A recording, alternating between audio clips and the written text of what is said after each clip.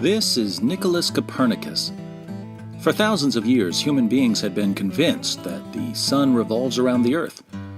Mainly because if the sun did revolve around the earth, we would expect to see the sun moving across the sky, which is exactly what we see, and because it seemed obvious to everyone that the earth is stationary. We don't feel like we're moving. But Copernicus believed that understanding the universe is a form of worship.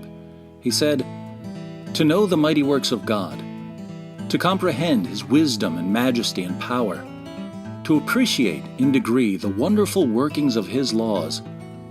Surely all this must be a pleasing and acceptable mode of worship to the Most High, to whom ignorance cannot be more gratifying than knowledge."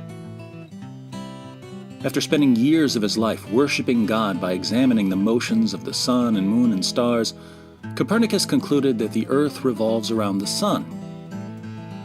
He didn't have much of an explanation for why we don't feel like the earth is rotating rapidly on its axis and hurtling through space. Answers to that question would have to wait for other Christian scientists. But Copernicus was confident that the data supported his model. The publication of his book on the revolutions of the celestial spheres in 1543 generally marks the beginning of the scientific revolution. This is one of the new atheists. He's convinced that belief in God or religion, or especially Christianity, keeps people from trying to understand the universe. If you ask him about Copernicus or Tycho Brahe or Johannes Kepler or Isaac Newton or any of the other leading figures of the scientific revolution, all of whom believed in God, he won't know what you're talking about because he's never studied the relationship between science and religion.